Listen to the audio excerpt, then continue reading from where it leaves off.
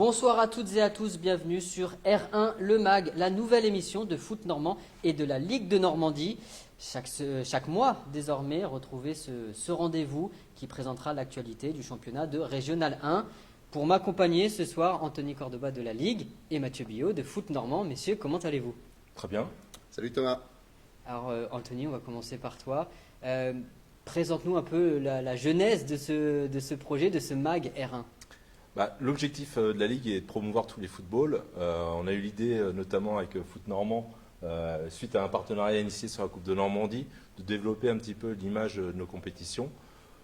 On a choisi arbitrairement la R1, premier championnat régional, avec les R1 féminines bien sûr, pour débuter un petit peu cette mise en avant de nos championnats. Ouais, oui, dans 10 ans, on arrivera au R3, je pense. Je pense qu'on fera même les jeunes et exactement. Futsal et Footnet. Ça attend une chaîne, on va faire une chaîne. Exactement. De lundi 8h à dimanche 23h, ce sera nickel.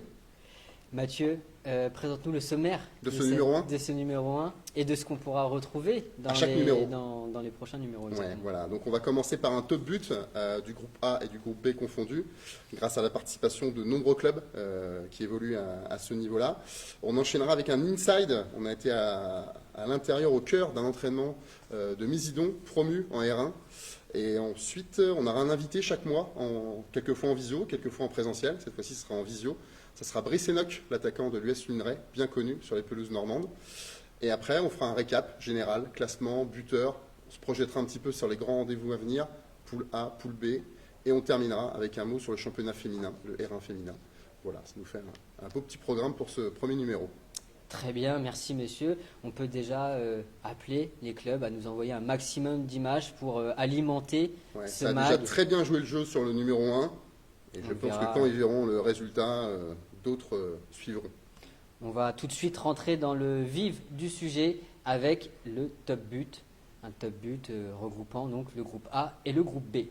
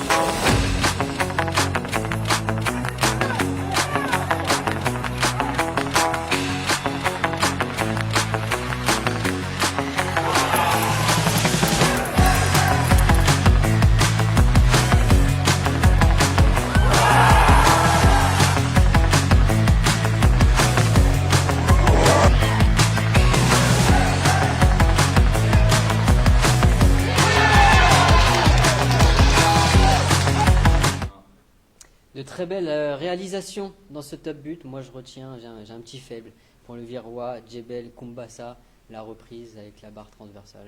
Magnifique. Ouais. Magnifique. Mathieu, si tu retiens un but. Je serais plutôt du côté de Mésidon, avec Joël Lefrançois, cette belle frappe dans la lucarne. Franchement, respect. Et toi, Anthony? Plutôt de sensibilité sur le jeu collectif. Le FC Rouen avec Léopold Ibanez et la finition est plutôt pas mal. C'est un très beau mouvement collectif. Ouais.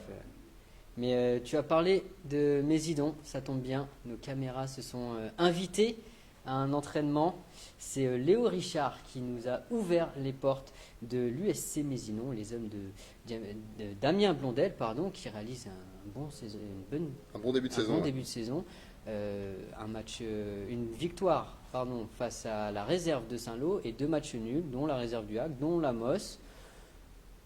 Un excellent début de saison, c'est un promu, c'est une équipe qui se pensait il y a un an, qui se pensait pas du tout là, qui déjoue un petit peu tous les pronostics déjà l'année dernière dans la course à la montée, et là dans ce début de saison, donc à voir si ça se confirmera sur le reste de la saison. Et rendez-vous tout de suite à Mésidon avec un insight signé Tom Courtois-Viard.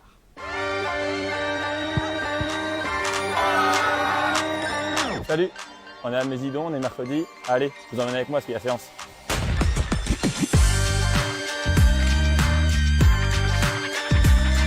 Sentez l'ailier droit de la première, Monsieur Kourouma, Moriba. Si vous voulez des passements de jambes, des techniques, vous l'appelez, c'est ça. Il y a séance. C'est évidemment une grande fierté pour le club d'être à ce niveau-là. La dernière fois que le club y a été, c'était dans les années 60, il me semble. Il faudrait demander à Seb, c'est la ville de Mésidon. Donc forcément une grosse fierté. En plus, on a été un peu catapulté, j'ai envie de dire, un peu par hasard. C'est vrai qu'au début de la saison, peu de personnes auraient misé sur Mésidon. Nous non plus, on n'y croyait pas. L'objectif, c'était avant tout de se maintenir le plus rapidement possible parce que ça faisait quelques années que le club galérait. Chaque fin de saison, ça se jouait sur les derniers matchs pour essayer de se sauver en R2. Catapulté parce que je pense qu'on a eu ce brin de réussite, ce brin d'efficacité au bon moment. En tout cas, c'est une super aventure, on va vivre quelque chose d'assez exceptionnel. Les joueurs qui sont ici sont concernés par la défense. Lucas, il a le droit de m'intercepter ici. À moi d'être rigoureux. On sait qu'on va avoir une saison assez compliquée. On sait qu'il y aura des hauts, il y aura des bas. Pour l'instant, on est sur une phase plutôt positive, donc c'est de bonne augure, mais début de saison plutôt très satisfaisant. On aurait signé pour avoir 4 points au bout de 2 matchs, notamment avec un déplacement périlleux au Havre. Donc c'est vraiment un très bon début de saison, on est plutôt très satisfait de ça. Et voilà, c'est de bonne augure pour la suite. Maintenant, on sait que ça va être une lutte acharnée toute la saison pour grappiller un maximum de points dans l'objectif de se maintenir cette année en R1. Alors là, on est mercredi, nous on commence plus tôt pour faire un spé gardien. Là, on commence doucement, prise de balle, tranquille comme d'hab. Et après, ça va aller un peu plus, ça va être plus dur après.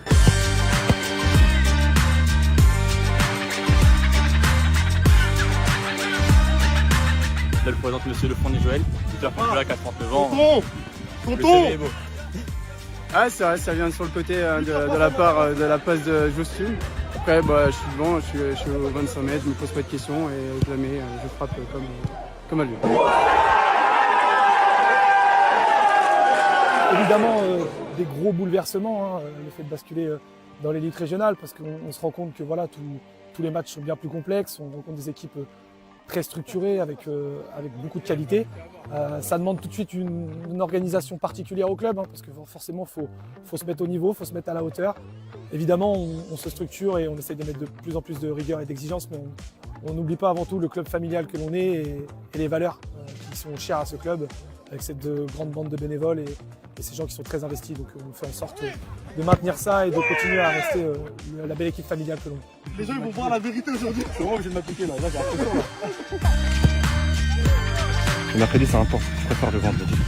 Vendredi, c'est quand même.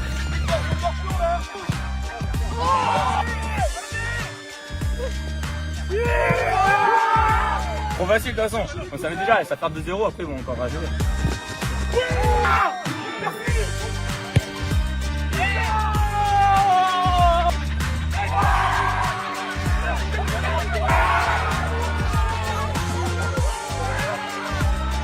Ça fait plaisir de voir des choses comme ça. Il y a des gars qui sont contents d'être là, vous êtes heureux, ça se voit sur vos visages, ça se voit sur vos regards. Allez, non, ça fait partie de l'équipe, c'est important. Je suis le plus jeune de l'équipe, donc je me dois de montrer l'exemple. Donc voilà, j'espère que ça sera la première, la dernière fois que ça va arriver. Merci Maury, hein. Belle séance.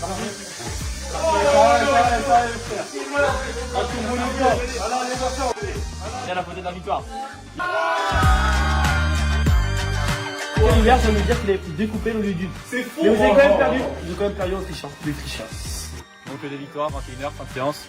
Non, match de LDC et puis la soirée Victoire du Real, Voilà. victoire Mbappé. On passe tout de suite à l'invité du mois avec Brice Enoch, attaquant de l'US Luneray que Mathieu a rencontré en visio. Interview à retrouver tout de suite. Bon, Brice, la saison, on va dire, a plutôt bien commencé pour l'US Luneray. 2 victoires, une défaite, une 3e place au classement, un point de retard sur les 2 co-leaders qui sont les 2 clubs du Havre, hein, les municipaux et Coquery. Est-ce que vous êtes satisfait de ce début de saison? Bah oui, c'est quand même bien. C'est sûr que pour un petit club comme nous, démarrer comme ça, en plus on démarre direct avec Rouen à domicile et après QRM. Donc je pense qu'on tape déjà 2 grosses écuries d'entrée. Donc on arrive à battre le FC Rouen. Après on joue une belle équipe de QRM où bon, on fait 2 grosses erreurs défensives, mais je pense que ils étaient au-dessus de nous quand même. Et puis là, samedi, on a gagné à Yvetot. Ça faisait 2 ans que l'UNRWA n'avait pas gagné sur le terrain d'Yvetot. L'année dernière, il y avait eu 4-0 sur leur synthétique. Donc là, c'était un peu la revanche du derby. C'est le derby du Pays de Caux. Donc ça fait plaisir de le gagner, quoi. Ouais, donc il y a quand même pas mal de signaux positifs en ce début de saison. Entre les 2 victoires contre des réserves, ce match un petit peu particulier contre Yvetot. Ouais, c'est ça, non, mais c'est ça de gagner Yvetot, ça fait du bien, surtout que bah, après la défaite contre QRM et puis en Coupe de France contre Coquerioville, c'est deux défaites à domicile. Et puis à Luneray, ça faisait 1 an et demi qu'il n'y avait pas eu de défaite sur le terrain de Luneray. D'accord, ok. Donc c'est pour ça que c'était important de remettre Ouais, les esprits à niveau, quoi. d'accord, ok. Il fallait rattraper des points du coup, quoi. Bah c'est ça, ouais, puis reprendre un peu de confiance parce que du coup on sentait que on avait perdu la confiance. Ouais. On parle de confiance. Toi, le début de saison, tu l'as très très bien commencé avec un doublé, hein, contre le FC Rouen. Donc vous gagnez 2-1. Il y a doublé de ta part, 2 jolis buts d'ailleurs qu'on verra, qu'on va voir. Euh, bon, toujours avec ton pied gauche, hein, qui visiblement fonctionne toujours aussi bien. Ouais, c'est vrai que j'ai bien démarré la saison. Ça fait du bien de mettre un doublé d'entrée. Après, j'ai pas remarqué. Samedi, je Il y a que loupe 3 un. journées disputées, hein. Oui, non, c'est sûr, mais quand on est attaquant, on aime bien marquer à tous les matchs. Après, samedi, je loupe un penalty. Enfin, le gardien fait un très bel arrêt. Donc, du coup, je pensais reprendre un peu de confiance, mais ça sera pas encore pour tout de suite. Donc, on va retravailler à l'entraînement. Et puis, principal, c'est sûr que individuellement, je suis content de marquer un doublé d'entrée. Mais le principal, c'est quand même que on gagne tous ensemble, quoi. C'est le plus important, c'est l'équipe. Ouais, juste un petit mot, un deuxième petit mot sur toi. Tu parles de confiance, de ces buts. Toi, ça compte énormément pour toi de trouver le chemin des filets. Ça contribue à ce que tu fasses des bonnes performances dans le jeu. Bah oui, parce que enfin, à Luneray, j'ai été repositionné un peu plus dans l'axe qu'auparavant où j'étais sur un côté. Du coup, j'ai un peu plus d'occasions à finir. Et puis, c'est sûr que si je l'aimais, bah, ça me met en confiance. Et quand je l'aimais pas, après, le soir, je doute un peu. Donc, c'est important de mettre les occasions. Voilà. C'est important de mettre les occasions pour l'US Luneray. Tu disais au départ, au début de cet entretien, bon, pour le petit club qu'on est, mais j'ai envie de dire, l'US Luneray n'est plus un si petit club que ça. Commence à compter un petit peu en R1. C'est quoi un petit peu les ambitions cette saison? Est-ce que vous avez la prétention de vous mêler un petit peu en haut ou pas Bon, encore? après, j'ai envie de te dire, enfin, pour moi, on est encore un petit club parce que juste un jour, si vous avez l'occasion de venir voir nos infrastructures, au moins d'entraînement, après, au niveau des matchs, on a des beaux vestiaires, tout ça, mais le terrain est pas terrible. Et après, notre terrain d'entraînement, c'est un terrain pour tout le club. Donc là, déjà, on est en octobre, il y a déjà plus d'herbe. Donc, Ah, ça va être quand on compliqué. voit nos séances d'entraînement et on est capable de faire des performances comme ça le week-end, ouais, c'est ce qui fait notre force, quoi. C'est le collectif qui est vachement soudé et puis ce club familial. Mais oui, commence à compter un peu plus maintenant en R1 parce qu'il perdure, mais c'est sûr que ça serait bien d'aller voir, je pense, les 5 premières places. Nous, ça nous suffirait. Ouais, un bon top 5, ça serait une bonne Ouais, un performance top pour 5, ça nous suffirait après. Mais bon, après, on va dire, comme tous les ans, c'est le maintien le plus important. Ouais, ouais, surtout qu'on ne sait pas trop ce qui va se passer au-dessus avec la N3 où les clubs sont maintenant plus dans la même poule. Faut se prémunir de tout danger avec peut-être pas mal de descentes à la fin de la saison de N3 en R1 et ricochet du coup de R1 en R2. Donc un Bah top ouais, 5 c'est qui ça. serait à l'abri de toutes mes aventures du coup. Exactement. Bah, le plus important, ouais, je te dis, avant, à Luneray, la force, c'était à domicile parce que ça faisait 1 an et demi qu'on n'avait pas perdu. Là, on a eu 2 défaites, donc bon, on essaye de retravailler ça, mais le fait d'avoir fait une victoire à l'extérieur, c'est important. Comme ça, si on arrive à voyager correctement à l'extérieur, ça pourrait être que du bonus pour nous. Non. Bon, ben c'est parfait, Brice. Merci beaucoup de nous avoir consacré un petit peu de temps. On te souhaite plein de belles choses déjà à titre personnel, aussi à l'US Luneray. Puis on va surveiller ça parce que on n'est jamais à l'abri quand même que vous soyez le petit poil à gratter de ce groupe B. Donc on va quand même surveiller ça. Et on a bien retenu l'invitation. On viendra du coup voir les infrastructures du centre d'entraînement de ces quatre du coup alors. Ah, vous ne serez pas déçus. Super, merci beaucoup. Brice Enoch, que tu connais bien, Mathieu, que tu suis, et tu as 2-3 anecdotes à nous raconter. Ouais, enfin c'est surtout un attaquant que j'ai eu la chance de découvrir sur un match de Coupe de France. Alors ça remonte à quelques années, c'était en 2020 quand il portait le maillot du FC Dieppe. C'était un tour contre Angers, qui était pensionnaire de Ligue 1 à l'époque. Au tour d'avant, les Harans avaient éliminé Lens, qui était en Ligue 2. Et donc j'étais en bord de terrain et sur mon côté, donc il y avait le dénommé Brice Enoch qui avait mis vraiment la misère à Vincent Manceau, hein, qui a, je sais pas, qui a peut-être 10 ou 15 ans de carrière professionnelle. Alors, c'était assez impressionnant sur son côté gauche, vraiment. Et enfin, moi j'avais trouvé, mais du coup, il y a beaucoup de gens qui avaient trouvé qu'il avait fait un très bon match, parce que derrière ce match-là, il a eu des sollicitations de clubs comme Boulogne, qui évolue en national. Ça n'a pas pu se faire, hein. Quelques mois après, on est tombé dans la période Covid, donc forcément tout à l'arrêt. Mais il m'avait vraiment frappé, et depuis, je l'ai gardé en tête. Et quand on voit les 2 buts qu'il met, on voit qu'il n'a pas perdu grand-chose de la qualité de son pied gauche. Vraiment un instinct de buteur. Ouais, aussi. et puis vraiment une qualité. Voilà, bon, on dit toujours que les gauchers ont quelque chose en plus. Lui, en tout cas, en fait partie. Merci Mathieu pour cet entretien. On passe tout de suite au classement du groupe A, classement buteur avec toi justement Mathieu. Oui, alors il y a 3 journées du coup de disputer, même si malheureusement il y a eu déjà quelques matchs reportés, enfin un notamment à cause des pluies diluviennes qui sont tombées en Normandie début septembre. Mais en tout cas, nous avons en tête l'AS Trouville-Deauville avec Bayeux, avec 7 points, invaincu. Mésidon est également invaincu, et donc Le Havre, qui est concerné par ce match reporté contre la Mosse, qui a aussi une victoire et un match nul. Voilà, bon forcément, après 3 journées, il faut que ça se décante aussi un petit peu, mais bon, retrouver Trouville-Deauville et Bayeux tout en haut, peut-être que dans 10 mois, ça sera le même scénario. Et on passe au buteur avec une particularité, notre ami Ousmane Konta, qui a 4 buts et qui les a mis tous dans le même match. Voilà, il a signé un quadruplé. C'est assez rare, toute division confondue, pour le signaler. Contre Équeurdreville, la particularité, c'est que malgré ces 4 buts, la réserve de Saint-Lô ne s'est pas imposée ce jour-là, puisque ça a fait 4-4, un match assez spectaculaire. Voilà. On verra si Ousmane Konta remarque dans les semaines à venir.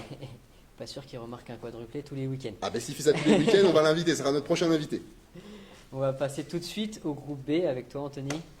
Alors sur le groupe B, on voit que les clubs avaient trust les 2 premières places avec 7 points. Hein. Tous 2 ont déjà gagné 2 rencontres, suivis de près par Luneray. Hein. Au bout de 3 journées, Luneray complète ce podium. En bas de classement, on retrouve Vernon et Yvetot, donc ils sont 11e et 12e à la recherche de leur première victoire, tout comme Passimeni et Stade Sottevillers, 2 clubs auteurs de 3 matchs nuls, dont le dernier match où ils se sont rencontrés.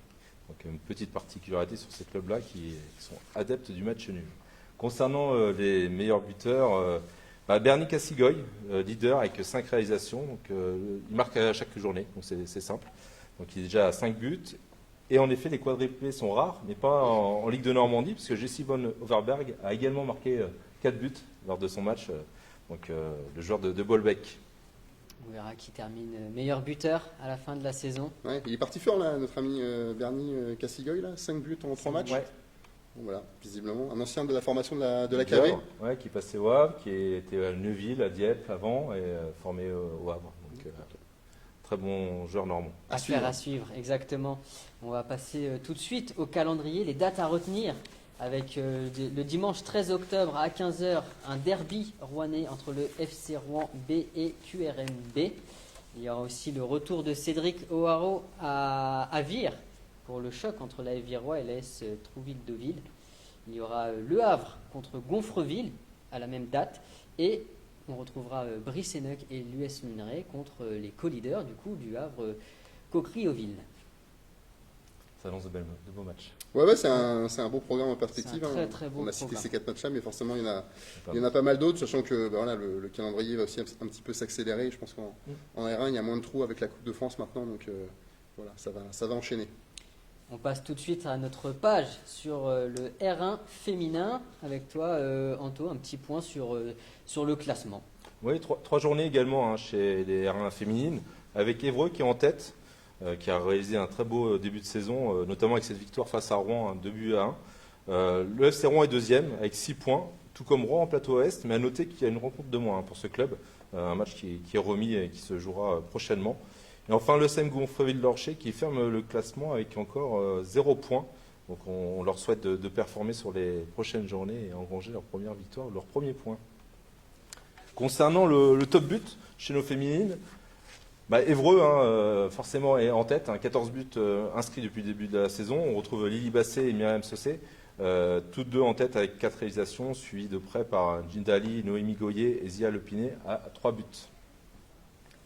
On peut que encourager les clubs à nous envoyer un maximum d'images pour aussi alimenter cette page sur le R1 féminin. On aimerait bien aussi voir des buts, faire des Des scènes de vestiaire, des scènes de joie. Voilà. Exactement. Voilà. Tout est ouvert.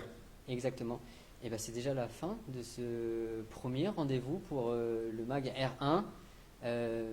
Je crois que Mathieu, tu as des remerciements. Un petit mot, non, mais déjà remercier tout simplement tous les clubs, encore une fois, qui ont contribué, notamment à travers l'envoi de buts, pour constituer le fameux top but. Moi, j'ai une petite pensée toute particulière pour Mohamed Saoula à QRM et Thomas Mourier au FCR. Voilà, parce qu'ils nous ont envoyé un paquet de buts, et pas seulement de leur équipe, ils ont joué le jeu. Donc voilà, donc j'espère que ça donnera envie à d'autres clubs qui n'ont peut-être pas eu le temps sur ce premier numéro de nous envoyer de rejoindre tout simplement le mouvement. Voilà, en tout cas merci beaucoup à ces 2 personnes parce que c'est toujours important de compter sur des personnes sûres.